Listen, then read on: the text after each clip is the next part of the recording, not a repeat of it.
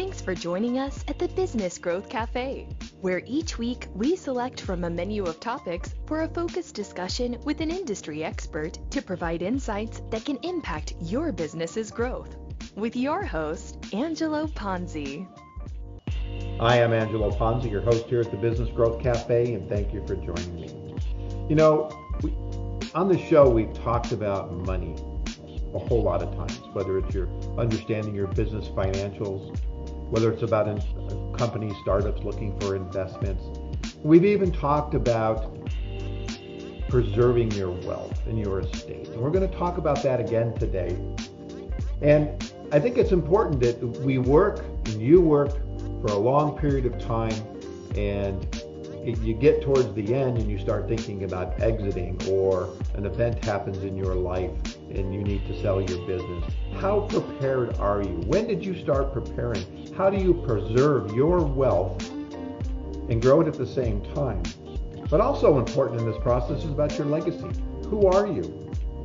What do people think about you? And more importantly, my guest said to me, think about yourself sitting in a church at your own funeral, and what are people saying about you? How do you want to be thought of? And frankly, I don't think about that every day. I think more about preserving wealth and doing things like that. But I think it's an important question. So there's a combination and a uniqueness to both of these. And my guest, Heath Goldman, the CEO of Icon Wealth and Legacy Partners, is here with me today to talk about these very subjects. And I think it's important because there's a lot of lessons to be learned and things to take to heart to make sure you are doing health checkups on your financial situation, on your insurances, on your business insurances, and to make sure that you are prepared to whether you're passing on your business to your family, or what you're going to do after you sell, and how you're going to preserve your wealth and do things like that. And then also about how you want people to think about you in this day and age of glass doors and social media.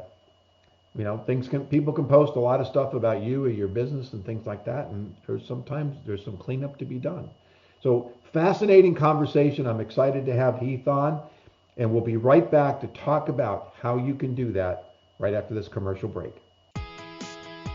My company, the Ponzi Group, provides consulting, interim, and fractional marketing and leadership services with a focus on the strategic and analytical side of marketing.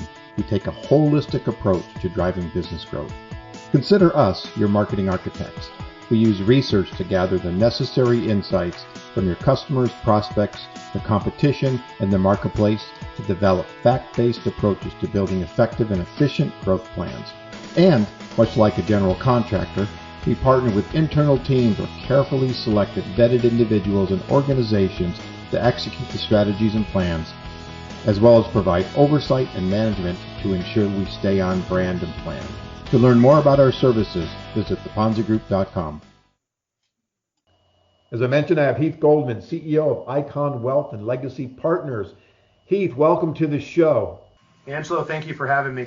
Yeah, thank you for taking time out of your schedule. I'm excited to have you on. I think this is a really good topic, especially in the beginning of the year, and people start maybe planning for next year, or maybe behind for planning for last year. I don't know. We'll talk about that as we get into the conversation. But to put things in context for my audience, why don't you tell my audience about you and your business and all that good stuff? Great. Thanks, Angelo. I started in this business 26 years ago as what you would call a wealth manager, financial advisor. And over the years, I've continued to refine the process. We now at Icon, which I founded about 15 years ago, Icon Wealth and Legacy Partners, we focus on working with business owners and real estate families in a number of personal planning areas. And we'll talk a little bit more about that later. I do not currently manage money. I am licensed to, but I prefer to leave that to the people who can do this 24/7 and function in the areas that clients need with regards to Wall Street and the stock market. Okay. All right. Fantastic.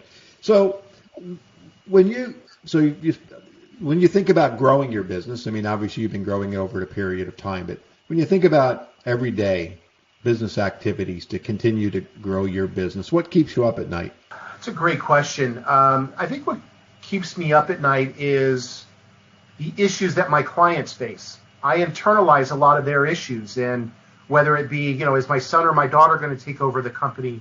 Is my partner going to buy me out? Are we going to sell to a third party? Or, I've got a health issue that I'm dealing with and don't know how much longer I have. And, the issues that we face as human beings are the same issues that my clients face on a day-to-day basis. And I think those are more the issues that keep me up at night, is really the issues that my clients are dealing with, and what solutions can I bring to the table, but most importantly, can my resources bring to the table to help them solve their problems? Okay. What's the, you're giving a lot of advice to people, and I know we can't give any official advice today, but what kind of advice would you give listeners when thinking about, steps that they should take in preparing for the future? That's a great question. And the answer is plan, plan, and plan. My clients never planned to fail. Most successful and wealthy people don't plan to fail. Sometimes it happens, but my clients failed to plan. And they already have a great team of advisors most of the time, CPA, attorney, investment advisor, business attorney, whatever it may be. But what they didn't have is a plan. They had pieces of a plan that had piecemealed together, been put together over the years, but they had nothing that was working today, tomorrow, and in for the future. And that's what I would tell people. You must figure out how to create a plan, not a business plan, a wealth plan for you and your family.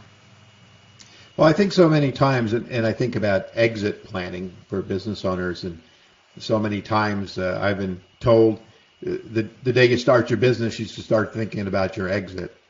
But a lot of folks don't do that. And so, like you're talking about planning for the future, it's kind of like planning for your business and your legacy, if you will. So when should people start? I know we talk about they don't plan, but when should, let's say, a business owner start to think about the future? You stole my thunder. I was going to tell you that the answer really is the day you start that company, because if it is not an intent of yours to fail, and you are going to have a successful company, which means that it is going to grow, which means the value is going to increase, which means that our biggest partner now becomes the government in the form of taxation. So it's not going to happen. Nobody's going to call me the day they start the company. But as soon as they can, we can start looking at different strategies and different structures that long-term have tremendous benefits to you and your family when it comes to solving estate planning, wealth transfer, tax mitigation planning techniques. Okay. One of the things that I've learned over the years is how much, I'll call it the average Joe, and I'm one of those average Joes, that we just don't really know about all the different tax ramifications and steps you can take to really help protect the wealth that you're building, protect your business. And so how do you deal with the educational side of your clients? I mean, it really is about education. I can't make intelligent decisions without understanding what I'm making decisions on. So how do you go about, really from an educational standpoint for your clients and the market as a whole? So I'm going to turn that question around just a little bit. I am not necessarily trying to educate my clients, because once my clients become my clients, it's about doing the work that's necessary. I need to educate the team of advisors that's already out there. People like yourself who are working with successful business owners, other CPAs, investment advisors, to try to keep this concept of planning top of mind. We all get busy. I'm going to the wedding this weekend. I'm going to a funeral this weekend. I'm going on vacation this weekend. Next week I'm going to see the new factory that we may end up buying. Business owners and real estate wealthy people always have something else that they are doing. And that's the challenge. So when I talk about education, it's about educating the team of collaborative advisors that a client would normally work with. That is the education that I want to create. Okay. In growing your business, and we certainly came out of a year of 2020 that we all want to forget about, But how did that impact you as a business? And then we'll talk about how it might have impacted some of your clients. But how did it impact you in the growth of your business? It's funny you say that we want to forget about 2020. 2021 is looking very similar to 2020 to me. Oh, that's scary. That's scary. But what I will tell you is that clients at the beginning of this, March and April of last year, realized that COVID could come with a death sentence. And I was exceptionally busy with business owners and families who really wanted to start to look at what they currently had. That only lasted for a couple, 3 months, because what then happened is when people realized that it wasn't necessarily an automatic death sentence, they decided that they needed to pivot their company, grow their company, start a new company, whatever it was that they needed to do, and then they were back to the grind. And that is the challenge that we all face as successful people. It's where are you going later? I'm going to a networking event. What are you doing later? I'm going to talk to my client. There's always something that's going on when we are dealing with people on the go, A-type personalities, and that is the struggle when it comes to a planning perspective. Wealthy clients with large tax problems, should be meeting with their accountant in October, not in January, because there's nothing left to do. But I hear it over and over and over again. Heath, I wanted to see my CPA and ask them what I could do, and they told them nothing, because they didn't go in and see them in October because they were so busy with everything else that's going on that they didn't get any tax planning. Next year, I'm going to do it. I'm going to go see my accountant in October. And we're creatures of habit, and we don't. So I tell my clients that we are going to do a quarterly meeting with the CPA. We are going to understand what it is your tax consequences and your predictions for the year look like, and we are going to plan accordingly. And that's what you get when you work with somebody like us, is that you get that accountability and you get that push and drive to get it done so that you can go focus on your money-making activities and focus on your family.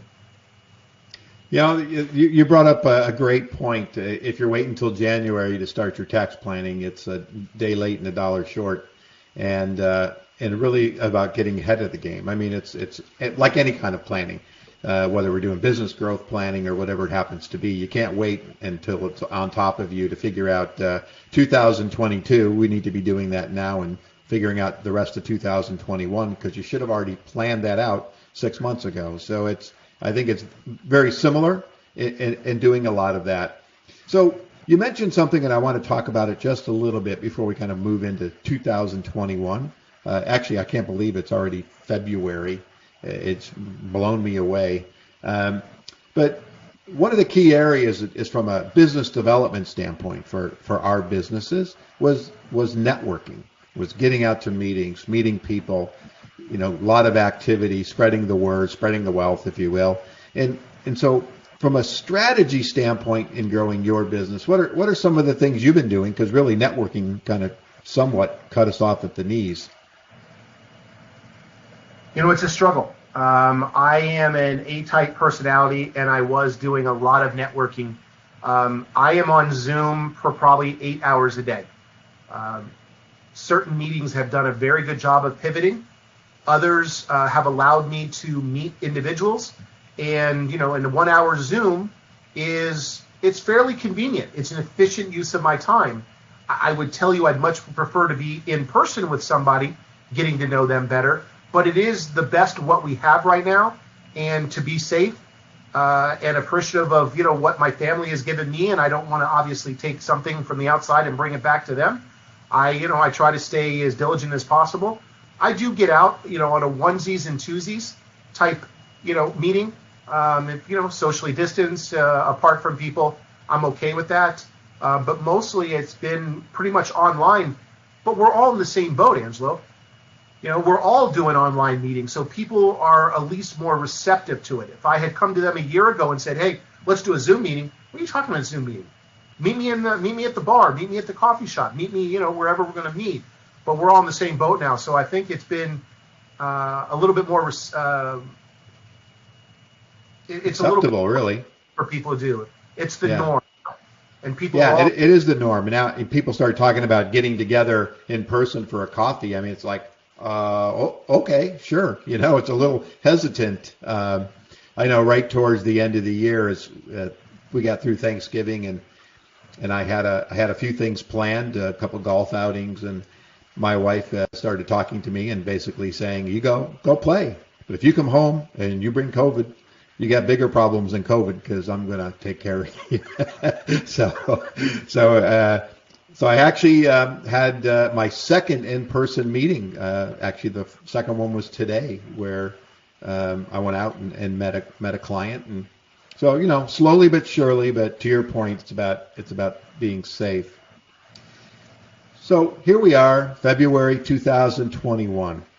What are some of the things business leaders need to do right now to start taking advantage of really preparing for their estate tax exemptions and things like that? You keep asking some great questions, and this one's starting to trouble me because we don't know what the current administration is going to do. This is not about the Democrats versus the Republicans and anything else. This is really about the laws and what the laws are that we need to comply with. Right now, the state tax exemption is approximately $24 million for a married couple. There is talk within Washington of lowering that down to $7 million per person. $7 million per couple. I've heard some people say it's going to be 10 to 12 million per couple. Either way, it's a substantial decrease from where we're currently at, assuming they go in that direction. And you will start to see that a lot more families, a lot more business owners will be subject to an estate tax.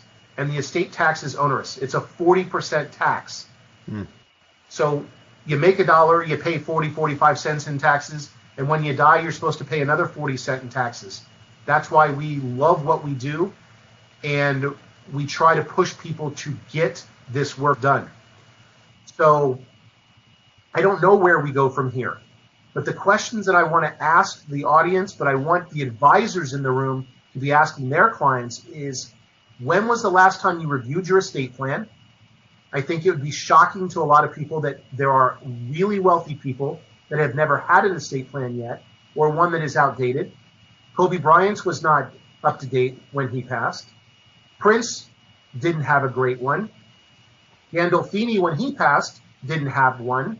So you go on and on and on, and you talk about wealthy people who have business managers and CPAs and other advisors in the room that don't have these documents in place.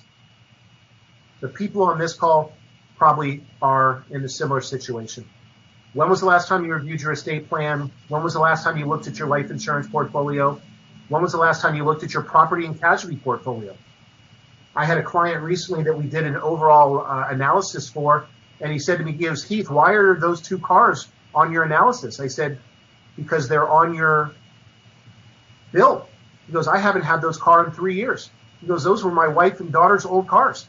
He had been paying auto insurance for 3 years on 2 cars that he hadn't had. Jeez. Happens all the time. We get busy. We're running companies. We're doing deals. We're traveling. We're taking care of our family. It can happen to anybody. My clients never planned to fail. They just failed to plan until they met me. Sure. Well, it's like a health checkup. I talk about a brand checkup in some of my presentations. The same thing. It's a wealth and financial checkup. I mean, we go to the doctors hopefully at least once a year or more. Yet, to your point, people go years without ever actually digging into their kind of financial well-being, and until something happens, and then it's again too late.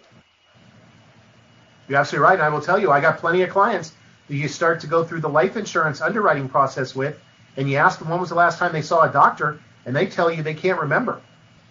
Yeah, I don't understand. I know some folks that they say they hate doctors and they don't go, but to me I'd rather know and be up to date on stuff as opposed to waiting until I get some really bad news. Speaking mine's on Friday, so I know exactly where you're coming from. I did not have one last year because I just didn't want to go out during COVID, but I made an important decision to get it done as soon as possible this year. Yeah, I did a telemedicine one earlier this year, and but I went to the Quest and I got my blood drawn and stuff like that, and I actually went to one of those scanning life scans where they kind of scan your whole body and do all that stuff. I did that this year, And to me, it's important. I want to make sure I got the right fluids and oils are working, in the body. There's a lot of other problems without being stupid and ignoring your health. You're absolutely correct. Yeah, my mom used to say nothing else matters except your health, because if you don't have good health, nothing else it really matters. So thank you, Mom, for those words of wisdom. What are some of the areas that you're concerned with and you see for your clients that they need to kind of pay attention to when it comes to their estate plans and things like that? Well, the big one, I think, is waiting to the last minute when you are going to enter into a transaction. It's not often that people just wake up in the morning and go, I'm going to sell my company today. There's something that's percolating that gives you an indication that may be coming down the pike. My son and daughter decided to go in different directions. One's a doctor, one's a lawyer. I'm 100% owner of this company. I don't have a partner. My grandchildren aren't old enough to take it over yet.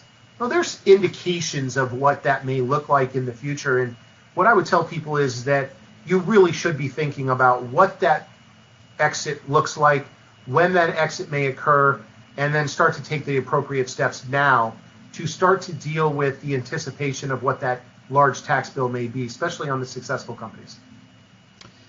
Yeah, well, planning. I'm not sure if we've ever talked about this, but I had the opportunity to sell one of my companies, and I got I'm being somewhat cryptic, but I got a phone call on a Monday and we sold, on a Friday. A little longer than that, but it happened so fast that we had not been planning. The last thing I ever thought that somebody would want to buy.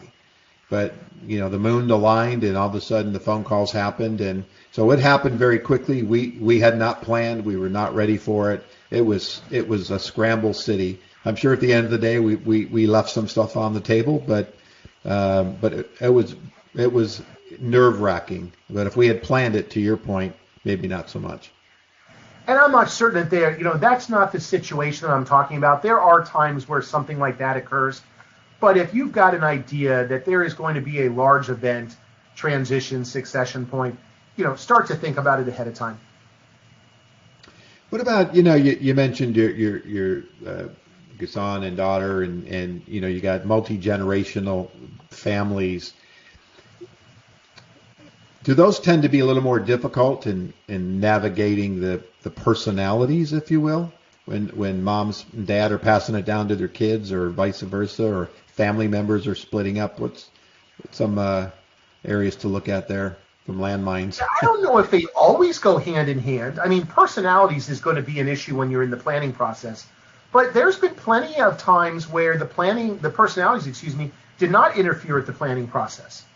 Where you start to have issues is when you've got son and daughter both involved in the business, and you ask mom who she thinks is going to take over the company or should take over the company, and she says her son, and you ask dad, and he thinks it's entirely his daughter, that's their daughter, that's supposed to take over the company.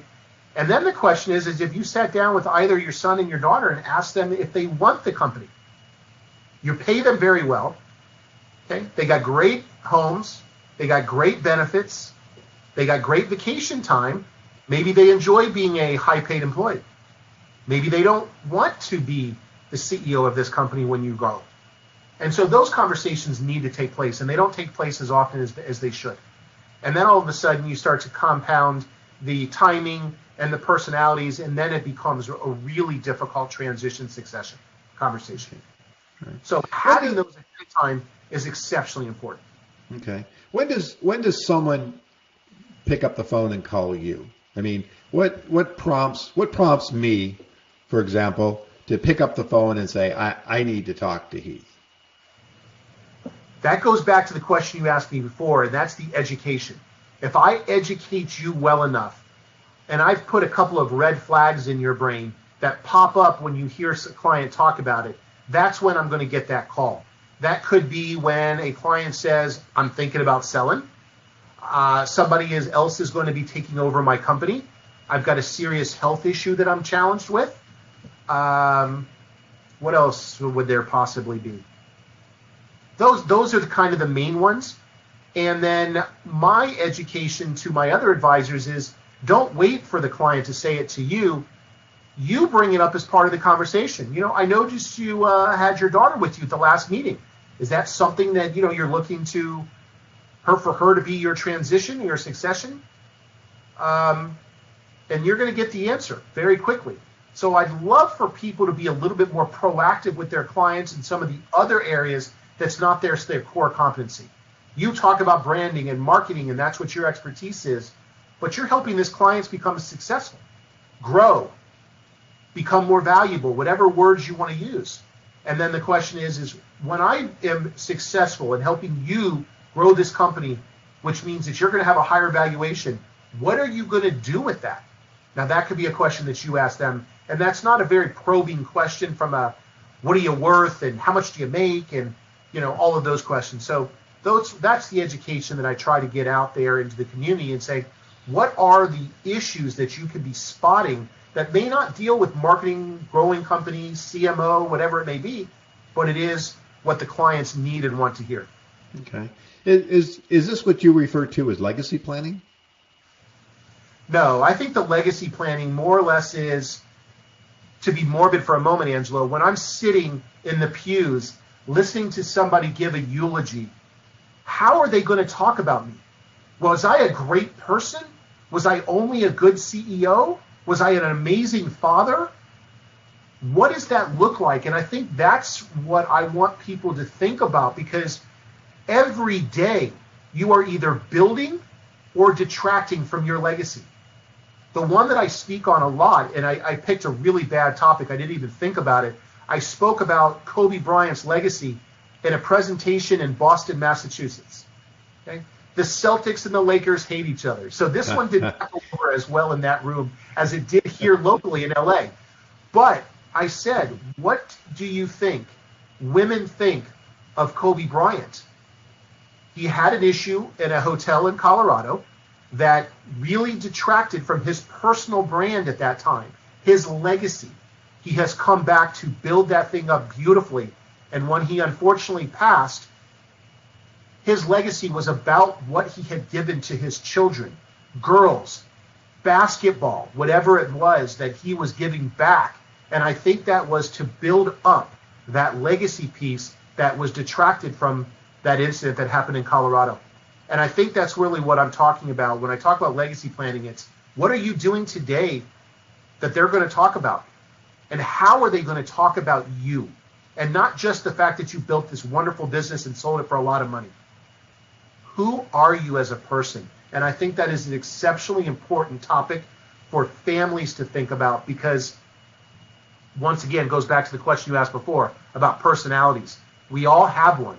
The question is how simpatico are, how can we create this wonderful plan for this family, and how will you ultimately be remembered? How does it really impact, though? I mean, now that you've explained it, I mean, that just for me, it's about reputation and what the reputation is of me as an individual, let's say, or more than my business, right? Because you'd have a great business, it's really growing, but man, he's a you know what.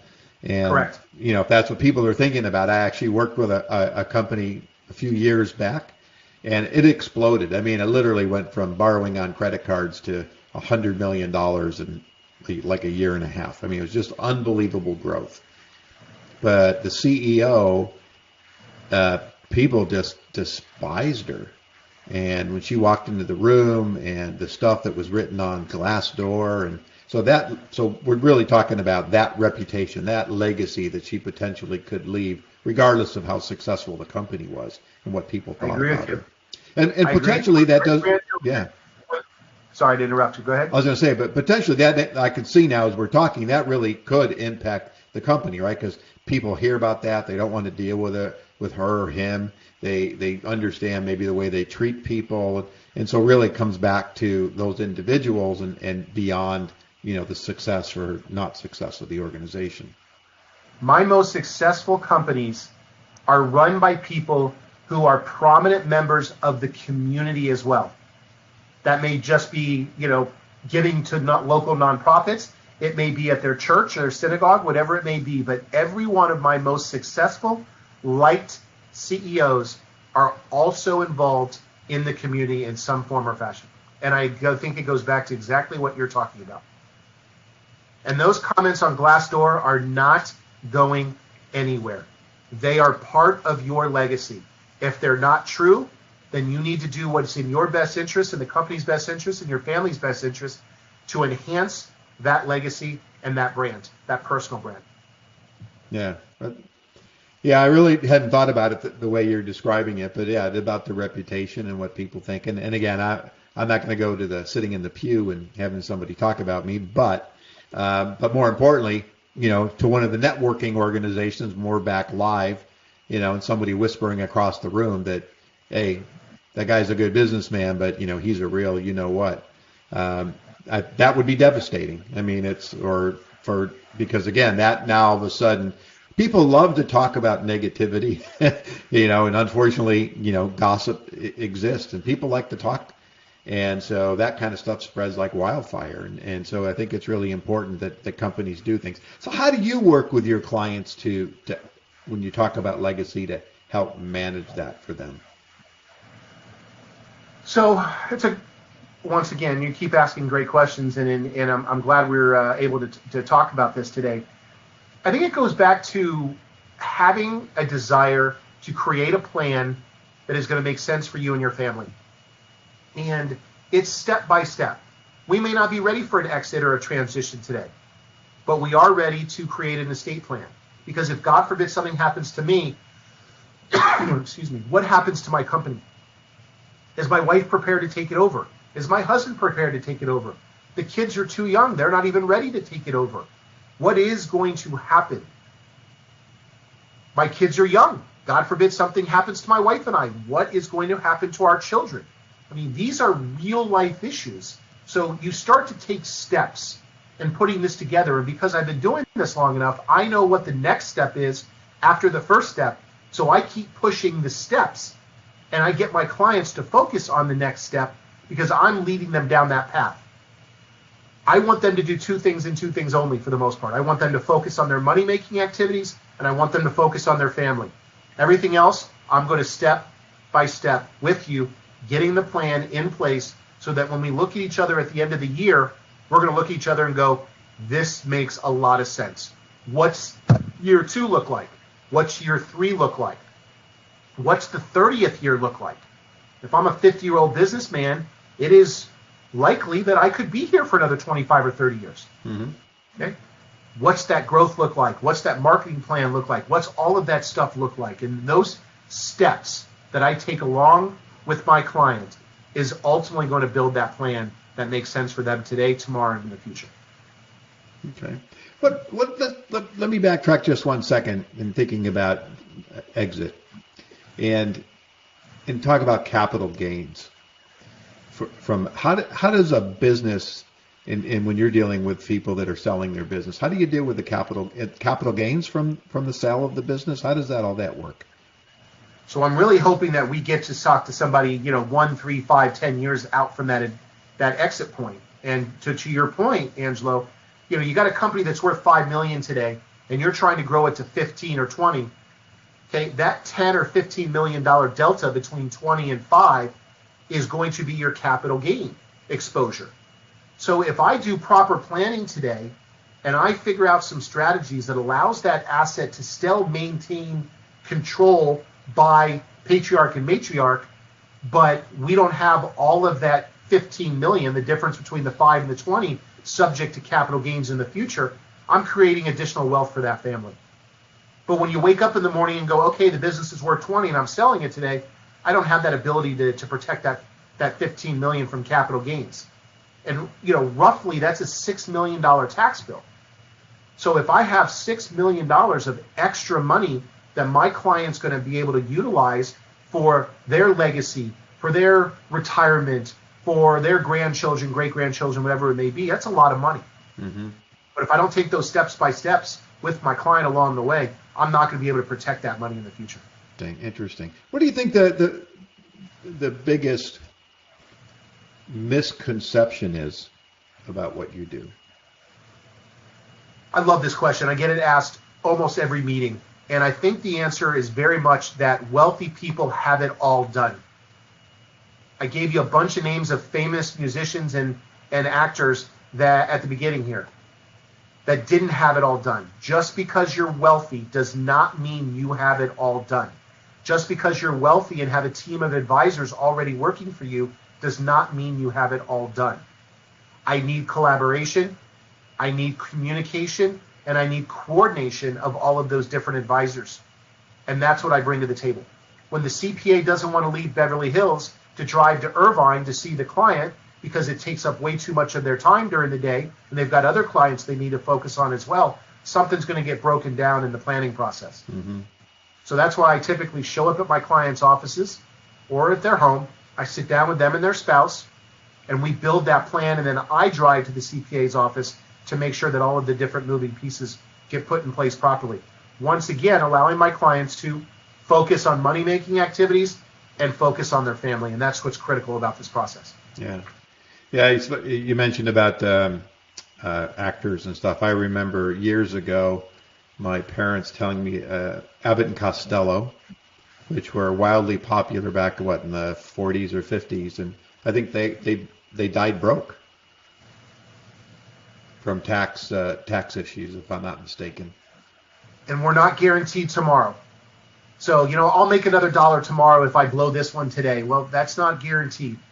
And that's part of this whole planning process, is looking and understanding what it is we're trying to accomplish as a family and putting a plan in place that makes sense. My clients never planned to fail. They just planned to fail until they got to me. Mm-hmm.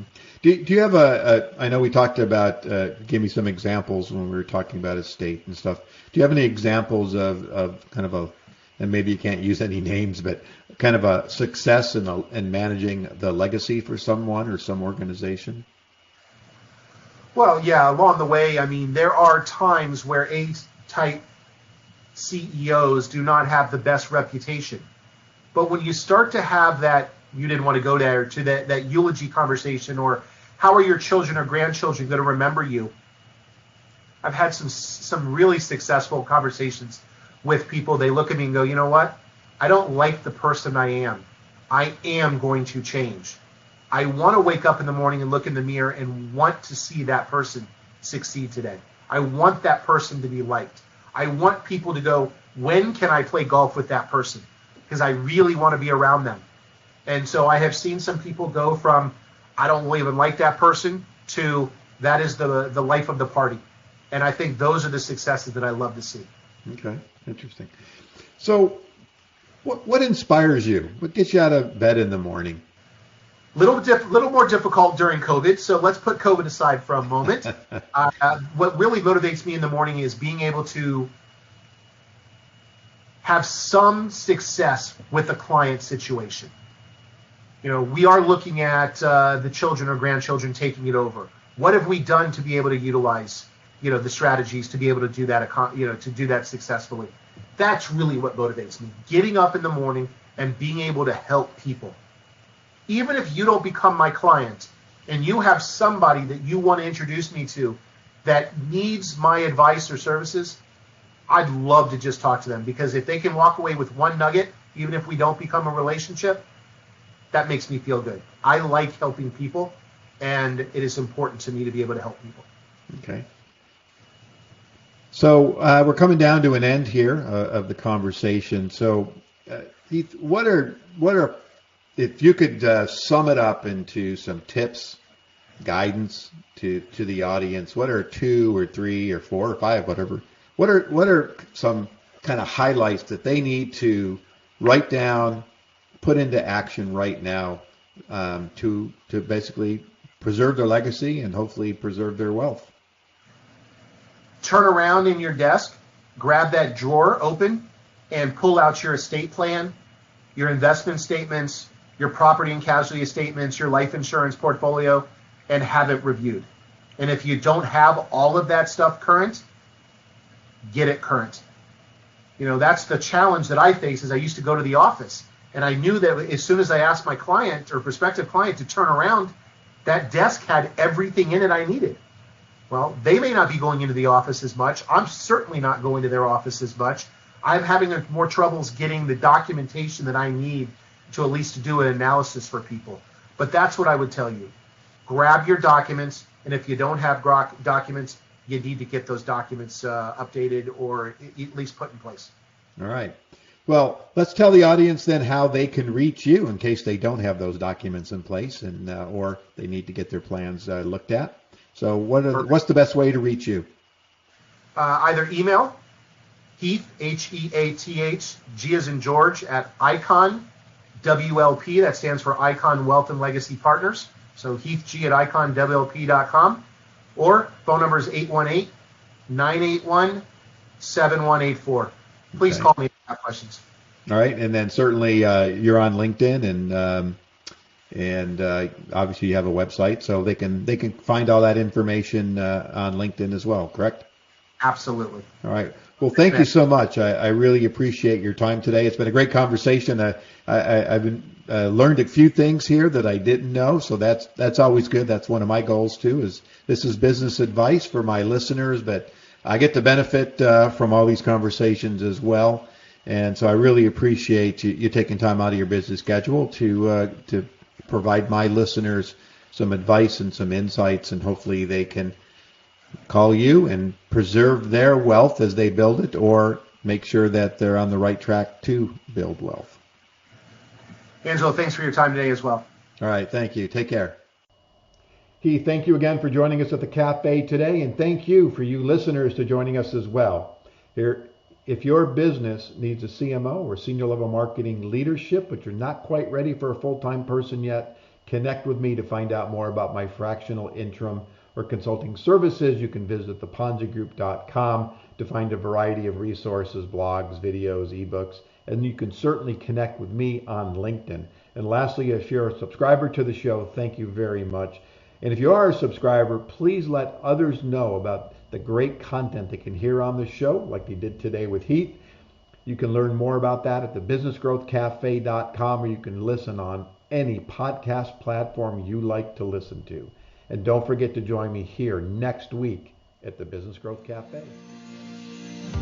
Thank you for listening to today's discussion at the Business Growth Cafe with your host, Angelo Ponzi. Take a moment to subscribe to this podcast and visit our website at www.businessgrowthcafe.com. Read Angelo Ponzi's blogs at www.theponzigroup.com.